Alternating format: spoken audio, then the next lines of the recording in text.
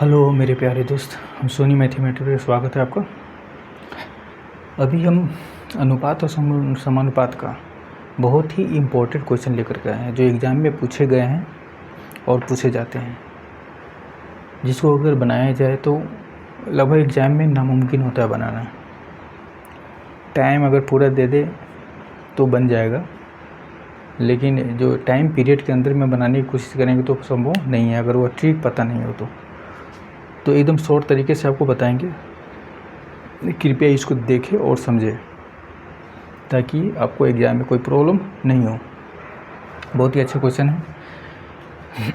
अभी जो है ना, हम जो टॉपिक लाए हैं उसमें है किसी एक में वृद्धि की जाए।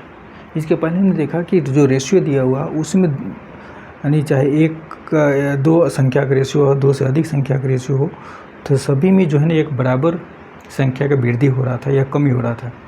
उसको देखते थे, ईजी था, उसको में रेशियो बराबर करके बना लेते थे। इसमें है किसी एक में वृद्धि करेगा दूसरे में नहीं करेगा, एक में कमी होगा या दूसरे में कमी नहीं होगा, तो उस टाइप का क्वेश्चन है।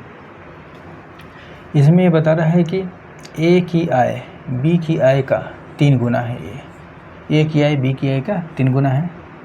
यदि ए की आय में 100 रुपये की कमी की जाए तो ए और बी की आय का अनुपात 29:10 हो जाता है। तो बी की आय निकालना है। अब इसमें देखो कह रहा है कि 3 गुना है। ए की आय में 100 की कमी की जाती है। बी का कोई चर्चा है नहीं, बी में क्या बढ़ा रहा है कम कर रहा है उसकी चर्चा नहीं है। बी में कोई छोड़ दिया, बी सेम ही रह जाता है। ए में सिर्फ बढ़ा रहा है, ए की आय को बढ़ा दिया, बी की आय को सेम रहने दिया। तो इस टाइप के जब भी क्वेश्चन एकदम इजी तरीके से बताएंगे जो कहीं आपको मिलेगा नहीं। कह रहा है कि ए की आय बी की आय की क्या 3 गुना। बी की आय अगर 1 ले लेते हैं तो ए की आय क्या हो जाए 3, क्योंकि ए का आय बी की आय की क्या है 3 गुना है। और उसके 100 की वृद्धि की जाती है किस में, ए की आय में। ए की आय में 100 की वृद्धि की जाती है, तो अनुपात क्या हो जाता है इसका 29:10 हो जाता है। 29:10। अब यहाँ समझना है, हमने दोनों रेशियो बना लिया, ठीक है। ये दोनों रेशियो जब बनाने लिए तो इसमें हमको देखना है कि किस में वृद्धि कर रहा है या कमी कर रहा है। तो ए में वृद्धि कर रहा है, ए को सिर्फ छेड़ा जा रहा है। इसमें इसके आय में वृद्धि किया जाता है, लेकिन बी की आय को सेम रखा जाता है। जब सेम रखा जाता है इसका रेशियो भी सेम होना चाहिए। बी में कोई वृद्धि या कमी तो कर नहीं रहा है, तो इसके रेशियो को बराबर कर लेंगे। नीचे 10 है तो इसमें 10 से गुना कर देंगे, ऊपर 1 है तो 1 से गुना करेंगे। तो इसके रेशियो देखेंगे तो क्या हो जाएगा यहाँ 10 3। अब ए और बी का जो रेशियो नया रेशियो बन गया वह 10 3 30 और यह 10 हो गया। यहाँ पर हो जाएगा 29 या 10 हो गया। अब यहाँ पर बी का जो वैल्यू है वो क्या हो गया बराबर हो गया। अब कह रहा है कि ए में जो बढ़ाया गया है वो कितना बढ़ाया गया 100, तो ए का जो अनुपात होगा अंतर होगा वो क्या होगा 100 के बराबर हो जाएगा। ये दोनों का अंतर क्या है 1 का अंतर है। 29 में 30 घटेगा 1 का वैल्यू क्या दिया हुआ है 100 दिया हुआ है। अब कह रहा है बी की आय निकालना है। बी की आय क्या है, यहाँ पर चेंज करने के बाद जो आएगा उसमें हम मल्टीप्लाई करते हैं। बी की आय क्या है 10,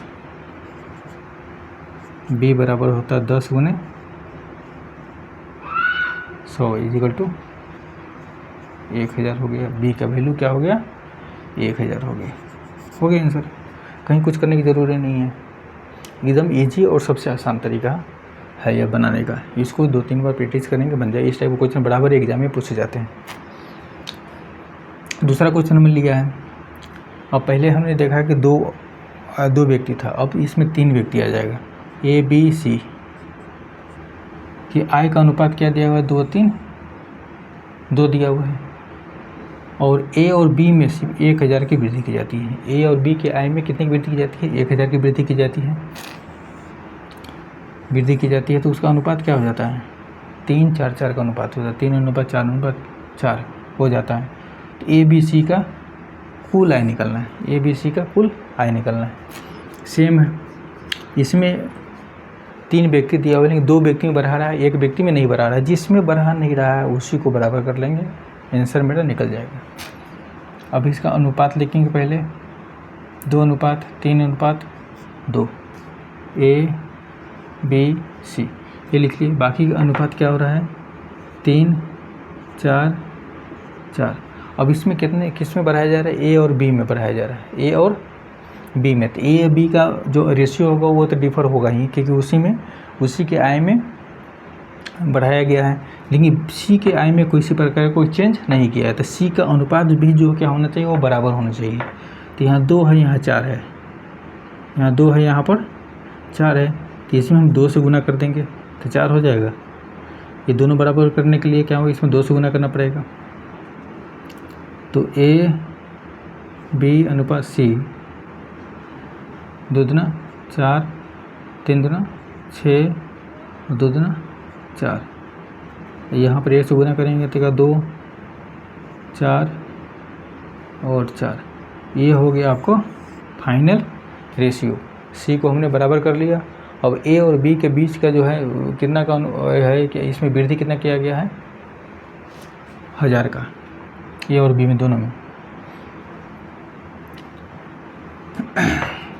तो जब ये इसमें वृद्धि किया गया है, ए और बी में से वृद्धि किया गया है, तो जो बराबर है उसको हटा दो। अब फाइनल रेशियो तो आपका क्या बन जाएगा 4:6 और 2:4। अब इसके अनुपात को बराबर कर लेंगे। इसके अनुपात को बराबर करके हम उसको 1000 से कंपेयर करेंगे। इसके बीच का अनुपात क्या है 2, इसके बीच का अनुपात क्या है 2, तो ऊपर भी 2 हो जाएगा, 2 हो गया, नीचे भी 2, यानी सभी रेशियो बराबर हो गया। तो 2 बराबर क्या हो गया 1000। यही है ना, ए और बी के बीच में आय में कितना वृद्धि किया गया 1000। घटा देंगे तो क्या होगा यहाँ पर 500 हो जाएगा, 1 बराबर 500 हो गया। अब इसमें कह रहा है कि ए बी सी तीनों का आय निकलना है। ये तीनों को जोड़ देंगे जो फाइनल है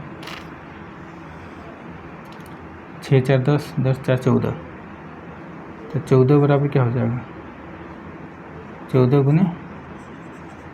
500, 14 × 5 = 70, यानी 7000 हो जाएगा। कितना आसान है, एकदम इजी और आसान तरीके से इसको बताया गया है। जो एग्ज़ाम में इस टाइप के क्वेश्चन पूछे जाते हैं, अगर इसको 100 ग्राम मानकर बनाएंगे तो पॉसिबल नहीं है। बना तो लेंगे लेकिन टाइम ज़्यादा लगेगा। इस मेथड से बहुत कम समय में इसको हम बना सकते हैं, ताकि समय का बचत होगा। थैंक्स।